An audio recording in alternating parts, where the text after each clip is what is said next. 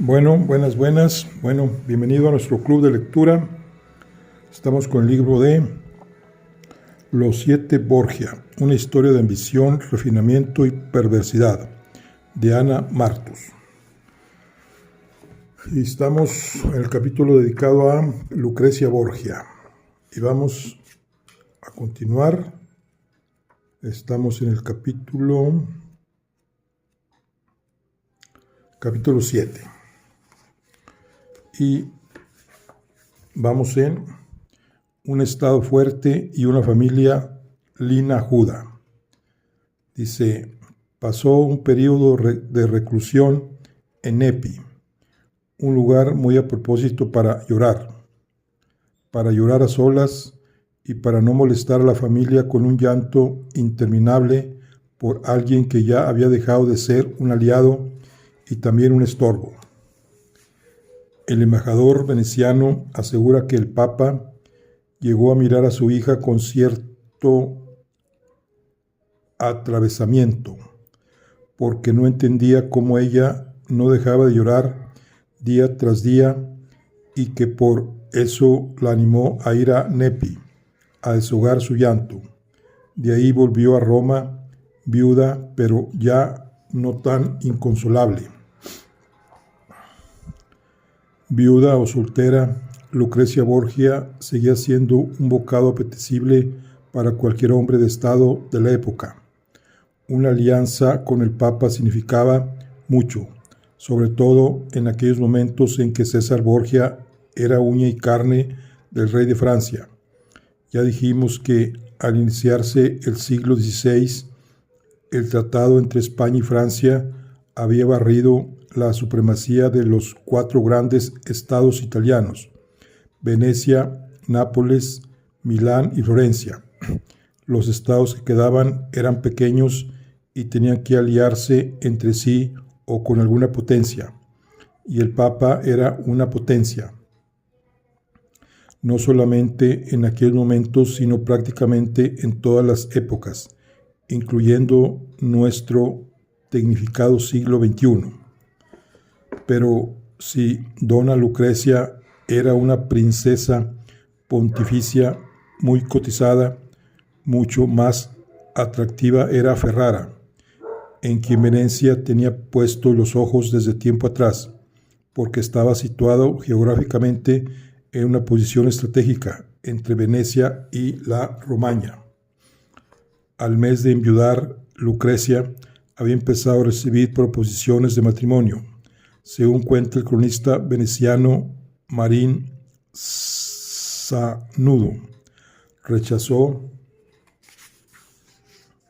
la primera propuesta de casarse con el duque de Gravina, Francisco Orsini, alegando que deseaba dedicar su vida a cuidar de su hijo Rodrigo, y además que sus maridos tenían muy mala suerte. Lo cierto es que si hubiera aceptado a un Orsini, este tercer marido hubiera entrado a formar parte de la lista de desventurados, porque ya hemos visto en qué se convirtieron las relaciones entre los Orsini y los Borgia. Tuvo, no obstante, el buen tino de aceptar la proposición del duque de Este, un marido que incluso la sobrevivió. La familia de Este era en aquellos momentos una de las más poderosas, ricas, cultas y refinadas de Italia. Los Este eran, como la mayoría de los grandes señores renacentistas, tan cultivados como perversos, y llevaban en Ferrara 3 siglos de lujo y refinamiento. Se contaba del duque Hércules de Este, que había matado a su anterior esposa, Leonor de Aragón, hija del rey Ferrante, y que para ponerse a bien con el buen Dios asistía a todas las procesiones y obligaba a sus súbditos a someterse a ayunos y penitencias por decreto. También se decía que el pueblo odiaba tanto los ayunos como la corte de ballesteros, que al mando de Gregorio Zampante mantenían el orden en Ferrara. Esa era la moral de los tiempos. Los grandes señores cometían atrocidades, pero no faltaban a misa. Oprimían a sus súbditos, pero edificaban iglesias y las atiborraban de reliquias de santos traídas de otros lugares y conquistadas a base de sangre y fuego. En este aspecto seguía imperando el espíritu medieval. El hermano de Hércules de Hipólito, había recibido el capello, siendo adolescente, de manos del Papa Borgia, aunque fue uno de los muchos eclesiásticos que se mantuvieron en el estado clerical sin tener vocación alguna.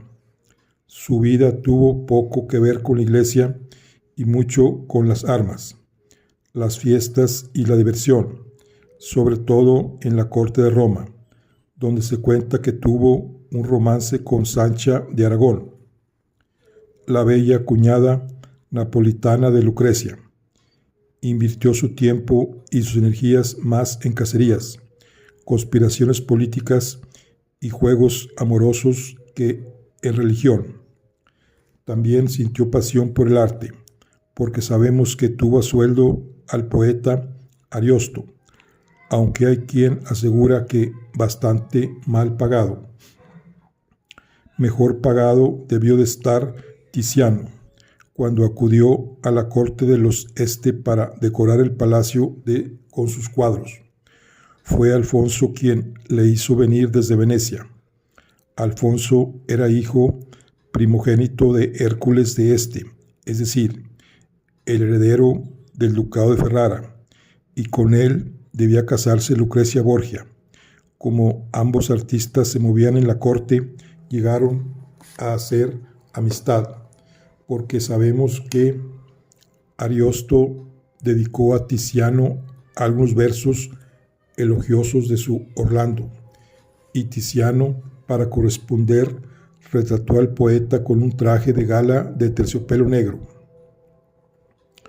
Cuando Tiziano viajaba a Ferrara, salían a buscarle en la lancha ducal, ansiosos por ver sus trabajos, ya que parece que el pintor tardaba en decidirse a aceptar sus encargos, y tanto Alfonso como su hermana Isabel de tenían que escribirle constantemente para conseguir que pintara para ellos y abandonara otros compromisos.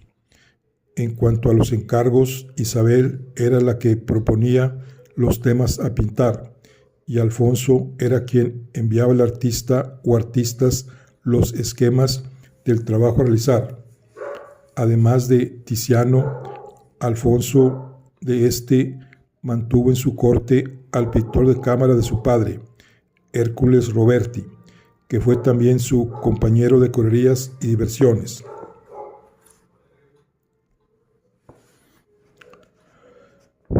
Isabel de fue por tanto cuñada de Lucrecia y se casó con Francisco de Gonzaga, duque de Mantua.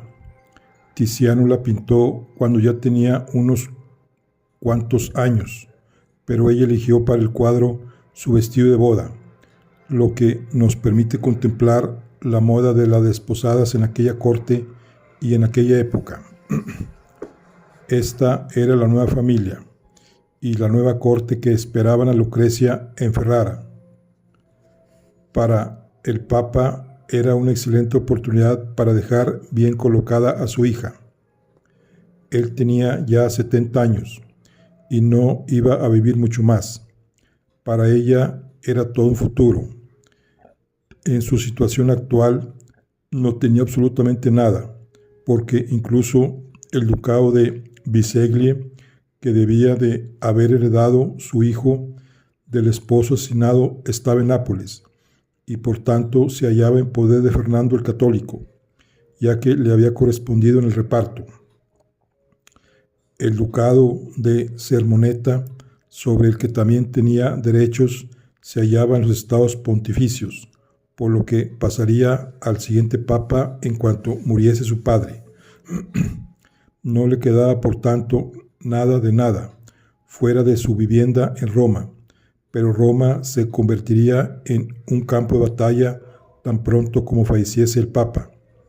Eso era lo que sucedía siempre, y lo que sucedería también en aquella ocasión. Y en cada batalla ya se sabía que los familiares y amigos del Papa fallecido estaban en el punto de mira de todas las armas. Por eso es muy posible que fuera, como apuntan algunos autores, ella misma quien propusiese a su padre este matrimonio, porque toda la familia Borgia aceptó. El Papa también estaba buscando la manera de asegurar el futuro de su hija y le pareció una excelente idea emparentarla con la familia más linajuda y poderosa de Italia. Ya creía haber asegurado el futuro de César consiguiéndole un padrino tan poderoso como Luis XII, porque temía que a su muerte perdiera todas las posesiones conquistadas en la Romaña. Creía tenerlo todo previsto y solamente faltaba un marido para Lucrecia. Alfonso de este no era soltero, no tenía edad para serlo, sino viudo de Ana Sforza, hermana de la emperatriz de Alemania. Su padre había iniciado negociaciones para casarle con una princesa francesa de la casa de Valois, porque Ferrara, como estaba codiciable que era, vivía una etapa de incertidumbre y desasosiego. Ferrara estaba en aquellos momentos situada entre dos estados ávidos de engulirla, Venecia y Milán. Era 1501 y Milán había sido conquistada por Luis XII. Por tanto, en Francia, quien quería anexionarse Ferrara. Por otro lado, Venecia era aliada de los franceses, por lo que bien pudiera aliarse con ellos para devorar el ducado apetecido. Es indudable que Hércules de este vio la solución en la propuesta del Papa. Tan clara vio la solución que se apresuró a aceptarla, e incluso llegó a atosigar a su futuro consuegro para que las cosas se llevaran a cabo en el plazo más corto posible. Hércules de este vio clara la solución política para su estado y para su familia, pero era imprescindible llevarla a cabo antes de que el consuegro sacrosanto se fuese a la tumba, y el tiempo avanzaba en su contra. Como todos los que dependieron de este o de otro papa, sabía que podía obtener de él numerosos beneficios, pero únicamente mientras estuviera vivo.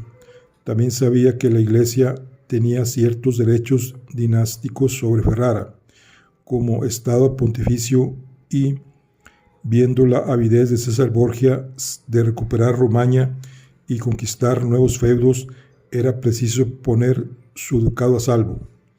A la hora de negociar, dicen que el de este pidió con tal desmesura que el Papa, aunque aceptó todas las condiciones y demandas del consuegro, comentó que parecía mentira que un señor tan linajudo llegase a comportarse como un mercachifle.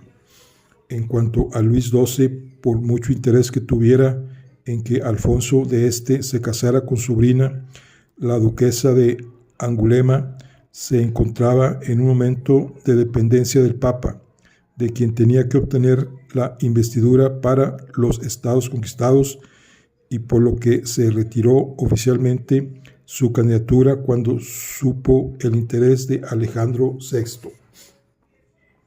Aquí tenemos una pintura que dice la moda femenina de la corte de Ferrara. Este retrato pertenece a una dama de la familia de este, coetánea de Lucrecia Borgia.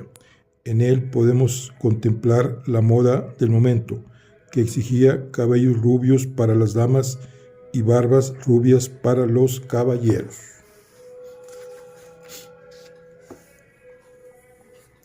Bueno, seguimos con una boda controvertida. Dicen que tanto los Borgia como los Este tiraron la casa por la ventana para celebrar la boda de sus vástagos. Blasco Ibáñez cuenta con todo lujo de detalles cómo era la vestimenta y la moda de la época. Los cardenales vestían el ropón rojo, pero no siempre, ya que algunos se presentaban en las fiestas con espada al cinto, botas altas y plumas en el sombrero. Parece que el mismo Papa Borgia en sus tiempos de cardenal solía vestir así. Las damas se teñían los cabellos y los caballeros la barba, y a veces también el cabello. César Borgia y su hermana Lucrecia eran rubios de frasco, o mejor dicho, de alquimia, porque se estilaba entonces una especie de lejía para enrubiar llamada receta de los cabellos de oro. Con ella consiguió Lucrecia el bucle que hizo soñar a Lord Byron.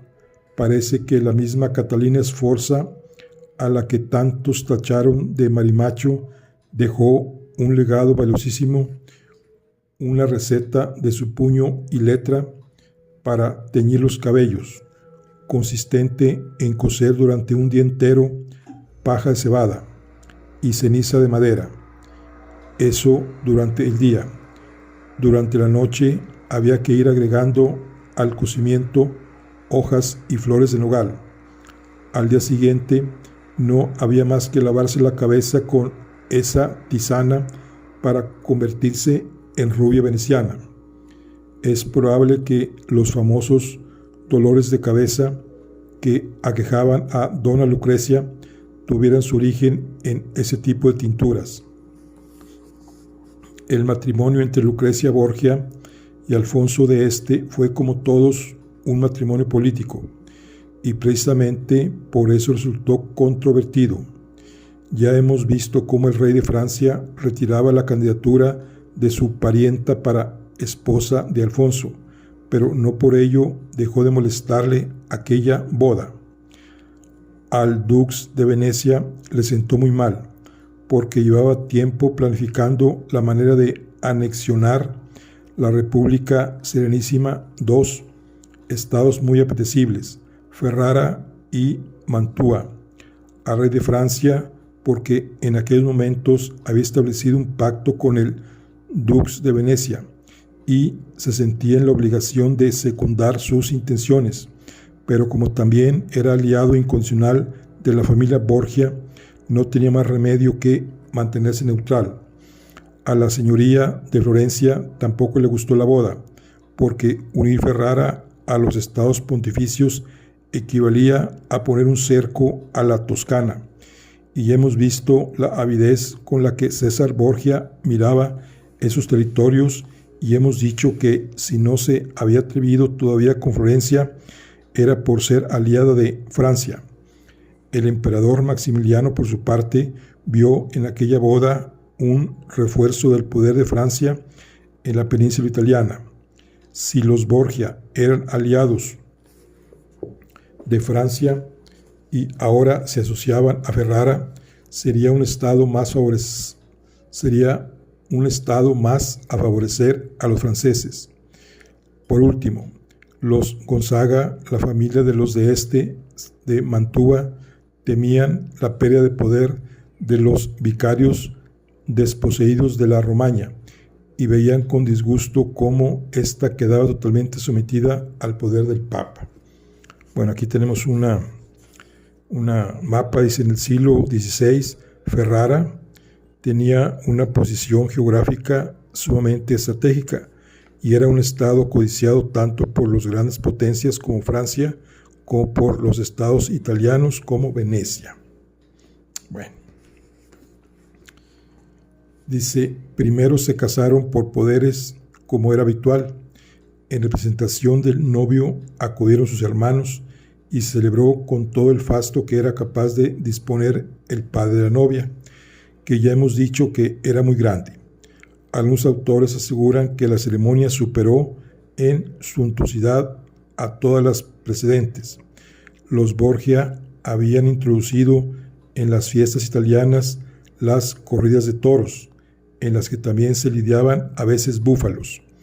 En esta, como es lógico, hubo de todo, y hasta el mismo César participó en las corridas, porque no parece que fuera capaz de perderse un acontecimiento festivo o desencadenador de adrenalina. En febrero de 1502, mientras su hermano César pensaba en reunir sus ejércitos para continuar ocupando y blindando los estados pontificios, Lucrecia llegó a la corte de Ferrara, donde dicen que fue recibida, admirada y festejada como una reina. Sus primeros tiempos debieron de ser difíciles, porque tenía que adaptarse a una nueva familia y a unas nuevas costumbres, sin contar con ningún Borgia próximo a ella. En sus anteriores matrimonios había tenido siempre cerca a su gente, porque había vivido buena parte del tiempo en Roma, pero en este caso Roma iba a quedar tan lejos que nunca más volvería a verla. Pronto quedó embarazada, pero enfermó gravemente y el niño nació muerto. Aquel golpe tan grave solamente tuvo el paliativo de una visita de su hermano César, la última que se acercó a Ferrara cuando iba de camino desde Milán a la Romaña, a iniciar su guerra particular. Después vino otro hijo, Alejandro, que falleció al cabo de un mes y medio. Tardó otros 3 años en tener un hijo que sobreviviera a los males de la época.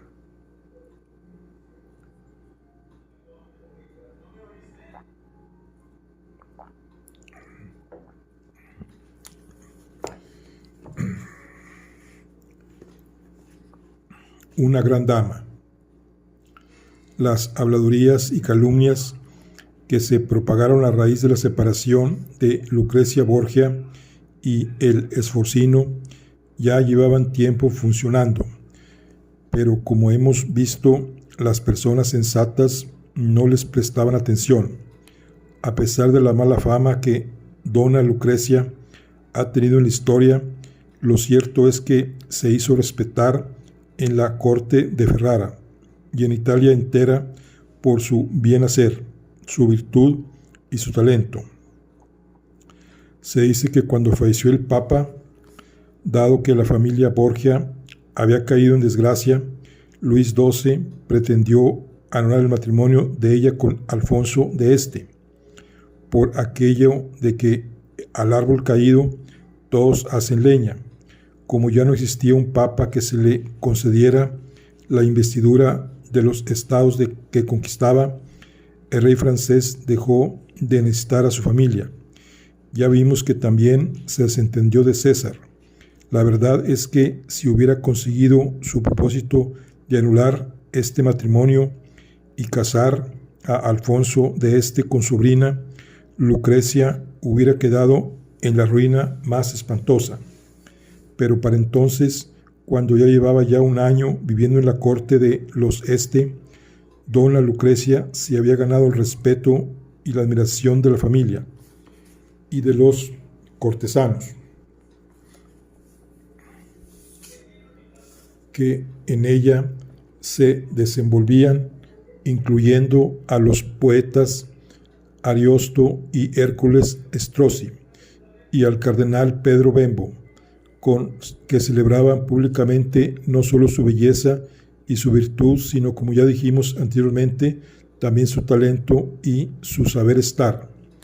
De Pedro Bembo se cuenta que le escribía poemas de amor, y hay quien dice que hubo algún tipo de romance entre ellos, pero los autores coinciden en que fue uno de aquellos enamoramientos platónicos tan comunes entre los artistas que se prendaban de una dama y la adoraban, quizás simplemente por el hecho de que era inaccesible. Eso da para mucho. Lo mismo sucedió con su cuñado, el duque de Mantua, Francisco de Gonzaga, esposo de Isabel. Se cuenta que mantuvieron una larga correspondencia romántica, es decir, que tuvieron un romance epistolar, del que han quedado documentos y cartas en los que se advierte algo más que simpatía. Y ha de ser cierto, porque precisamente las cartas que se cruzaron entre ambos cuñados hacia el año 1507 no iban enviadas directamente del uno al otro, sino a través de un intermediario, Hércules Strozzi, que era amigo personal del duque de Mantua y se desenvolvía igualmente en la corte de Mantua y en la de Ferrara. Las primeras cartas de Lucrecia a su cuñado tenían un porqué, que era rogarle que intercediera por su hermano César, caído en desgracia, como vimos a la muerte del Papa. Pero César murió en 1507 y las cartas posteriores ya no tenían ese pretexto. Todo esto sucedió cuando ya Lucrecia estaba casada y bien casada. Sin embargo, existe un documento muy anterior en el que Ferrarese, el embajador de Hércules de Este en Roma, enviaba a su señor referencias de la futura duquesa, dona Lucrecia Borgia, referencias que suponemos que el suegro solicitó antes de acordar el matrimonio, pues es más que posible que hubiera llegado a sus oídos algunas habladurías. Hay que tener en cuenta que el primer marido de Lucrecia, Juan Galeazzo Sforza, había estado casado anteriormente con una hermana del marqués de Mantua, y que el marqués de Mantua estaba casado en aquellos momentos con Isabel de Este, hija de Hércules de Este, futura cuñada de Lucrecia. María Belloncí es otra de las autoras que ponen en boca del Sforcino las historias escandalosas que ensuciaron la fama de dona Lucrecia, precisamente en aquellos momentos en los que este matrimonio era su único futuro. Por tanto, Isabel debió de alertar a su padre acerca de la futura nuera y de las muchas cosas que se contaban de ella, y es posible también que Isabel no solamente alertase a su padre para preservar el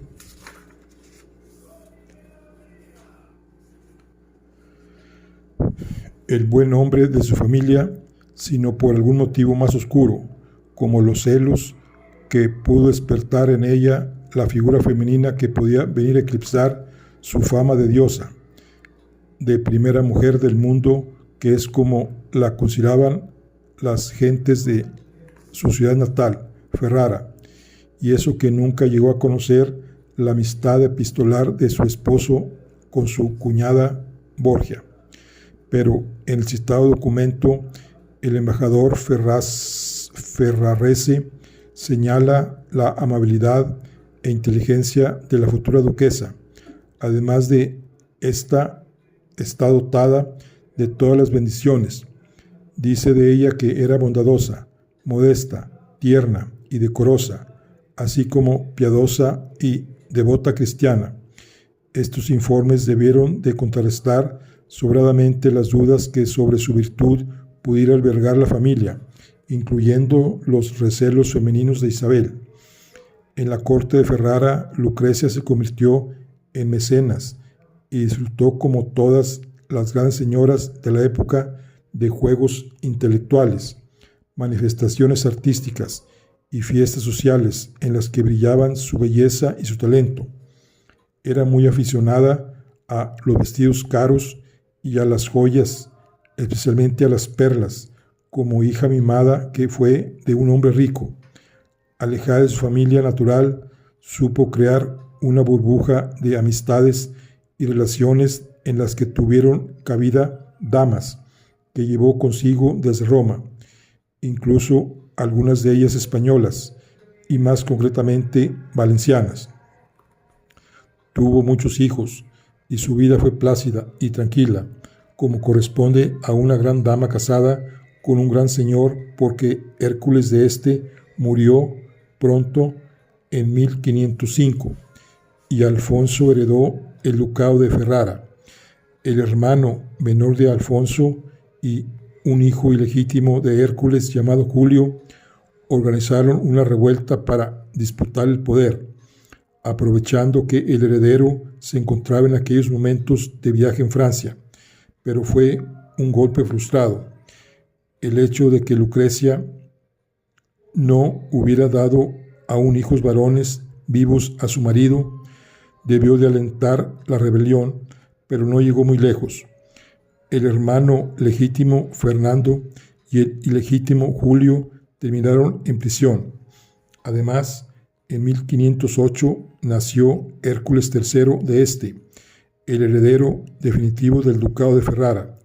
Detrás de él vinieron Hipólito, futuro cardenal, Francisco y Leonor, así como un último hijo que fue abade Cinciano de Nola. Antes del nacimiento del heredero, Lucrecia supo la muerte de su hermano César en España. Parece que fue el cardenal Hipólito de Este, su cuñado, quien se ocupó de anunciárselo hablándole con gran dulzura, porque sabía el efecto desastroso que la noticia podría tener para ella y para el hijo que venía. Lucrecia reaccionó retirándose unos días al convento de San Bernardino que ella misma había fundado para rezar por su hermano. Con Alfonso de Bisceglie, Lucrecia había tenido 2 hijos. A la muerte del Papa los envió a Nápoles al cuidado de Sancha, su cuñada, quien ya dijimos que aunque llevaba una vida muy poco formal y apartada de su marido, se ocupó de sus sobrinos. Como ya dijimos que Sancha murió antes que Jofré, Lucrecia intentó recuperar a sus hijos, pero Alfonso de Este y la corte de Ferrara en general no creyeron oportuno que el heredero de ducado, el pequeño Hércules, creciera teniendo al lado a su hermano mayor.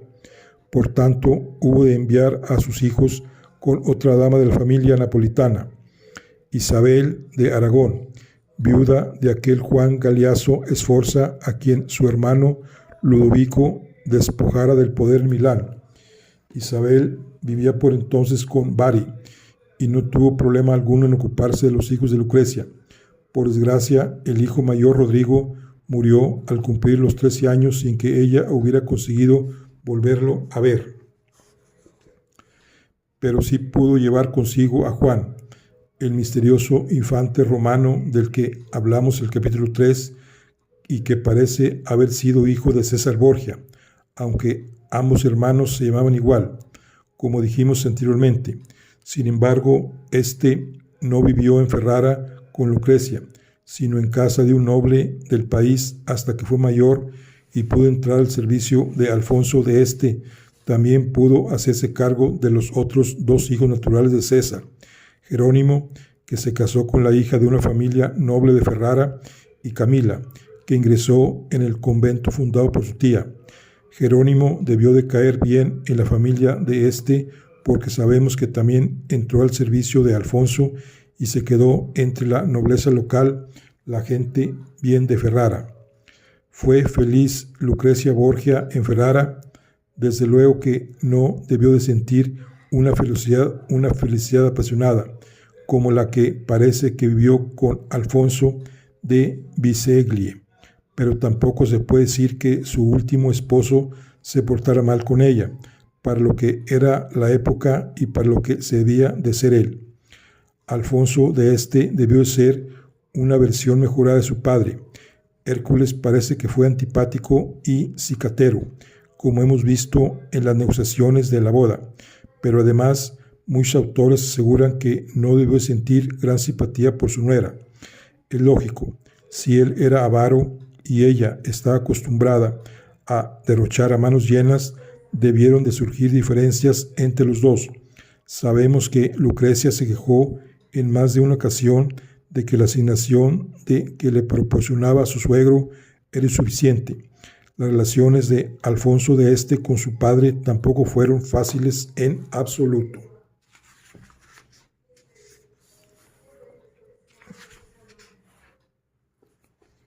Bueno, aquí tenemos una fotografía, Alfonso de Este y Laura Dianti. Laura Dianti fue la pasión que impera en la vida de Alfonso de Este. Se casó con ella al quedar viudo de Lucrecia Borgia. Tiziano los retrató de una forma que incluso hoy puede parecer escandalosa. Una fotografía similar que apareció en Playboy en los años 60 fue tachada de indecente en los Estados Unidos. Bueno, es la fotografía, una pintura. Bueno, dice, pero el suegro murió y al fin y al cabo con quien se había casado era con Alfonso. Este, que tenía un carácter rudo y esquivo, había aceptado con resignación la boda con Lucrecia, aunque a quien a él realmente le gustaba era Laura Dianti, la hija de un sombrerero de Ferrara, de la que estaba enamorado desde tiempo atrás y con la que se casó tras la muerte de su esposa. Ya no estaba ahí su padre para señalarle novias, y Alfonso pudo seguir su inclinación, dando a su amada el título de duquesa. Tiziano pintó a la pareja de una forma que incluso hoy hubiera resultado escandalosa. El cuadro muestra a una hermosa joven desnuda que trenza sus largos cabellos mirándose en un espejo que mantiene tras ella. Un caballero maduro, totalmente vestido, que la mira amorosamente. En la década de los 60, el director de la conocida revista norteamericana Playboy recibió una multa cuantiosa por publicar en sus páginas una fotografía similar, en la que aparecía la actriz Jens Mansfield completamente desnuda, tendida en la cama, junto a un caballero completamente vestido. La fotografía fue tachada de inmoral 400 años después de que Tiziano pintara este cuadro de características similares, del que nadie se escandalizó, aunque dona Laura era ya la esposa del duque de Ferrara. Y no solamente no hubo escándalo, sino que Tiziano tuvo que realizar varias copias del retrato para distribuirlas, como se distribuirían hoy las fotografías de una pareja de la alta sociedad. Una de ellas fue precisamente para la hermana de Alfonso, Isabel, quien quiso adornar con ella su palacio de Mantua. En los siglos XV y XVI, los príncipes y personajes adinerados se movían por el mundo, llevando consigo enormes cuadros que representaban a personas queridas o admiradas, de la misma forma que hoy llevamos en la cartera las fotografías de la familia. Carlos VIII, aquel rey de Francia que invadió Italia y se llevó a casa la sífilis como recuerdo, llevó consigo también de vuelta a Francia un álbum con los retratos de las damas que más le habían gustado. Era una especie de enorme cuaderno con medallones pintados de las bellezas italianas. De igual manera, los retratos servían de reclamo para encontrar novia o novio, igual que hoy enviamos una fotografía por correo o la cargamos en el servidor de la Agencia de Relaciones Personales en Internet. La familia Gonzaga, por ejemplo, cuñados de Lucrecia Borgia, habían contratado a un pintor de cámara holandés llamado Francisco Porbus, al que le encargaron pintar los retratos de las damas de la familia de manera que sirvieran de reclamo para encontrarles pretendientes. El mismo emperador Rodolfo escribió al duque de Mantua para que le enviara el retrato de una de sus hijas, pero solamente de la cabeza, para que no ocupase demasiado espacio ni se necesitase demasiado tiempo para pintarlo. y para hacerse una idea de la figura de la dama. El emperador rogaba al duque que acompañase el retrato de las medidas de la cintura y estatura. Sería el equivalente actual a la foto del rostro con los círculos mágicos anotados al reverso. Infidelidades aparte, lo cierto es que Alfonso de Este se comportó como un buen marido con Lucrecia. Durmió con ella habitualmente, lo que era raro en una época en que los matrimonios, al ser de conveniencia, se limitaban a compartir el lecho para cumplir sus deberes conyugales, pero dormía cada uno en su habitación. También sabemos que estuvo pendiente siempre de la salud de su mujer, que aún siendo frágil, ya vimos que le dio bastantes hijos. Del último parto no pudo salir con vida y murió en 1519 con 42 años de edad. Era pasiva, resignada, casi nunca protestaba y se adaptaba a todas las circunstancias. Aunque Alfonso de Este se casó con ella por imposición paterna y mantuvo siempre su amor por Laura, lo cierto es que lloró largamente a su esposa. Nunca la amó como mujer, pero sí encontró en ella una dulce y fiel compañera. Alfonso de Este supo también reconocer los valores intelectuales de su esposa, porque sabemos que la dejó al mando del ducado cuando tuvo que ausentarse, a pesar del malestar de su hermana Isabel, que no terminaba de resignarse a haber dejado de ser la primera dama de Ferrara, ya que no se conformaba con serlo de Mantua. Lucrecia, que ya tenía experiencia como gobernadora de Nepí y aún más importante por haberse hecho cargo de los asuntos vaticanos en ausencia del Papa, presidía sola, sin ayuda ni descanso, las demandas y súplicas de sus súbditos, así como los restantes asuntos del ducado. Es probable que recibiera asesoría y consejos de uno de los personajes de la familia con quien mantuvo gran amistad, Hércules de Este, primo de su marido, aunque no consta en documentos que recibiera ese auxilio. Sí había sido capaz de manejar contra viento y marea los negocios del Vaticano, es más que lógico que el gobierno de Ferrara le pareciera un asunto simple y hasta infantil, y si para hacerse cargo de su ducado se encontraba con la oposición o el simple despecho de su cuñada Isabel, tampoco debió de parecerle algo importante, comparado con las resistencias, enfrentamientos y comentarios que despertó en su día su gobierno de las cosas de Dios, pero ya dijimos que Dios poco o nada tiene que ver con el Vaticano y sus asuntos.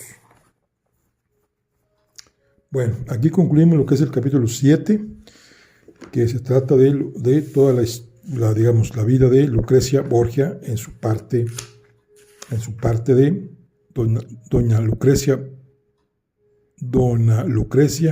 duquesa de Ferrara. Bueno, aquí concluimos nuestro club de lectura. Nos vemos después, nos falta el capítulo 8, y nos faltan 2 capítulos más, y terminamos con este gran libro.